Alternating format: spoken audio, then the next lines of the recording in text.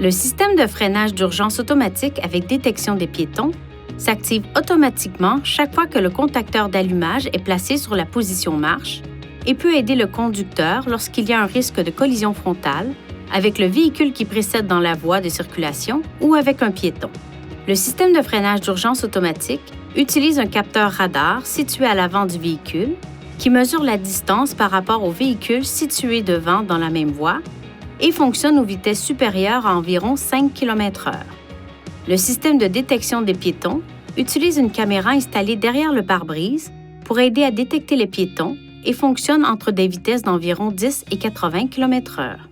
L'assistant d'intersection peut assister le conducteur lorsqu'il existe un risque de collision frontale lors d'un virage et fonctionne à des vitesses comprises entre 10 et 26 km/h. Le clignotant doit être activé pour détecter un véhicule. En cas de risque de collision frontale avec un véhicule, le système émet un avertissement à l'intention du conducteur à l'aide d'un témoin visuel et d'une alerte sonore.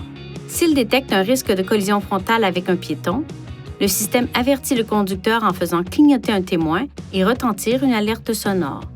Si le conducteur n'agit pas, le système émet un second avertissement visuel et sonore et applique aussi un freinage partiel.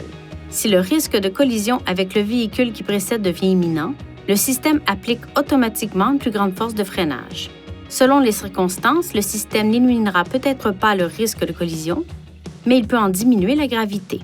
Pour activer ou désactiver le système, utilisez ces contrôles pour sélectionner les réglages, aide à la conduite, puis système de freinage d'urgence pour activer ou désactiver le système.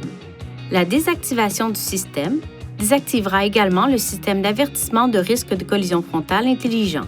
Lorsque le système est éteint, ce voyant s'allume. Pour assurer le bon fonctionnement du système, gardez ces zones propres et sans obstruction. Si l'une de ces zones est bloquée, un témoin peut s'allumer ou un message d'avertissement peut s'afficher. Lorsque le véhicule est stationné en toute sécurité, éliminez toute obstruction au niveau du radar et de la caméra. Si le problème persiste après avoir dégagé les obstacles, il est recommandé de vous rendre chez un concessionnaire Nissan pour un service. Veuillez consulter le manuel du conducteur pour obtenir des renseignements importants concernant la sécurité et les limites du système et pour en savoir davantage au sujet de son utilisation et de ses caractéristiques.